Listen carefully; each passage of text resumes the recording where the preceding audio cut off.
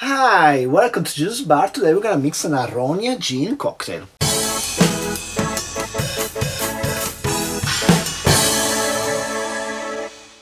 So a few weeks ago I went to this event at Bar Copen, Ikebukuro, always the same bar, genius bar, the cool bar with lots of gins. And the event was about Tohi distillery. I got to talk to Prit, which is the head distiller of this Estonian company, and I tried their gin, which were all pretty good. I already talked about it a few episodes ago. Anyway, I got my hands on this Aronia gin. Now, Aronia is a berry really heavy in tannin, kind of like a myrtle or a sloe berry, a berry that you don't really wanna eat, but that's really good when used in liqueurs and stuff like that. Aronia specifically, it's really tannin heavy and it has quite the astringent flavor. So even the gin itself is quite astringent and a bit earthy in its aftertaste. But as soon as you mix it with like tonic water, it's fine. You can make a gin tonic with this, no problem. You can also make easily a Negroni with this. I made it. I think I just changed the sweet vermouth to a dry vermouth. I used a bit lighter than Campari bitter, like the Select, and this gin. And it was a really good Negroni. But I like to challenge myself to come up with a way to use this gin in a short drink and try to tame this tannicity and astringency in the context of the cocktail served straight up.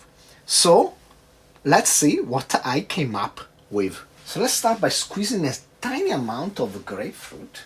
I'm really just gonna need 1 teaspoon. So 1 teaspoon of pink grapefruit juice. Then we go on with 1 teaspoon of honey syrup, 3 parts honey to 1 part water.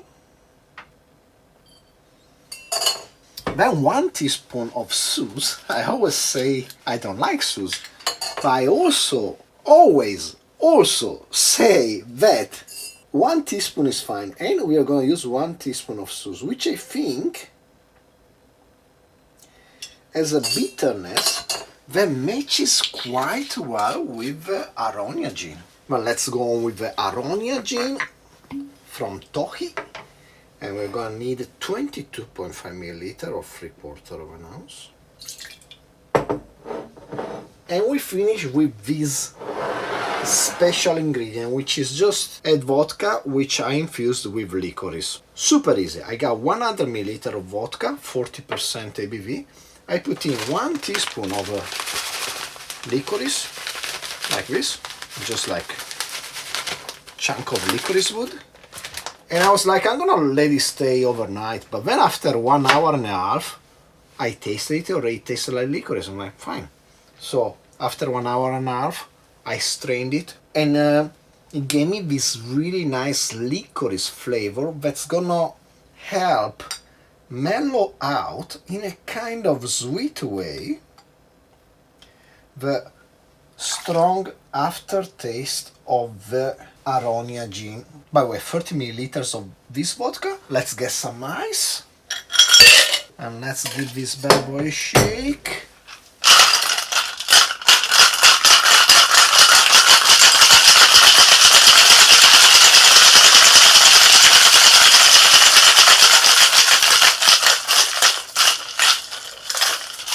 Let's double strain in a small cocktail glass.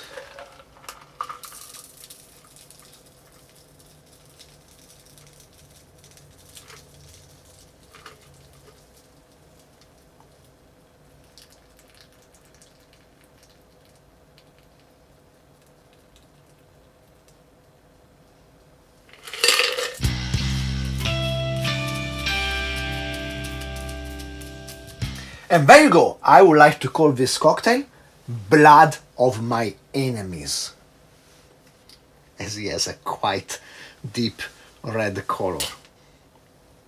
Cheers.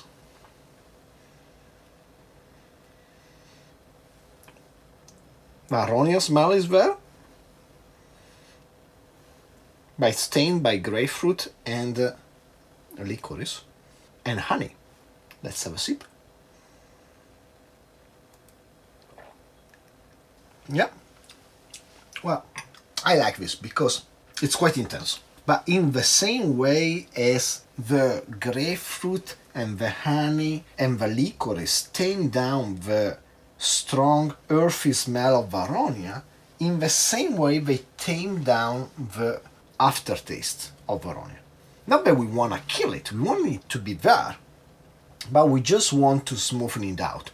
Again, with a tonic water, that happens automatically because you're adding sugar and bubbles and stuff. That's gonna smoothen out the whole thing.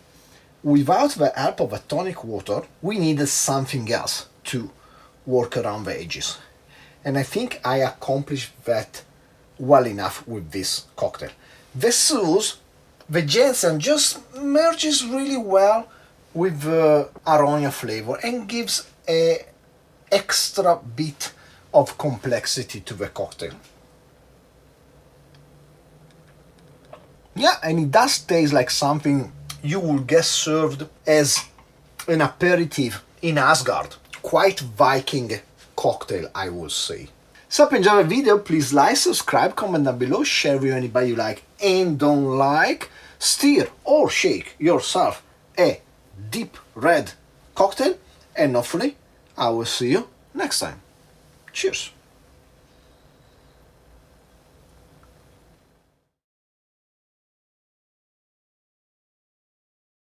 So about the name of this cocktail, Blood of My Enemies, it's the name of a song by Manowar. And just as soon as I saw the color of this cocktail, the name just popped in my head. Now, is it possible in 2024 to listen unironically to Manowar?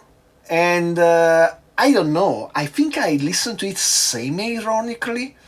I'm really on board with this kind of metal, power metal, epic metal. As far as we are talking about fighting dragons, and yeah, like in the Blood of My Enemies song, it talks about Asgard, and you're in this fantasy world, and it's fine. What I'm really not on board is when in some songs this band, they start talking about the Crusades, like in the Hail to England, which is the title track of the album where Blood of My Enemies is. And I was actually always wondering, why Hail to England? You're American, why Hail to England? And I expressed my feelings about British imperialism in my Irish cocktail video. But apparently it was Hail to England because England sent people on the Crusades. How fucking dumb is that? And the same goes for the song Steel Meets Steel by Hammerfall on their masterpiece Glory to the Brave album.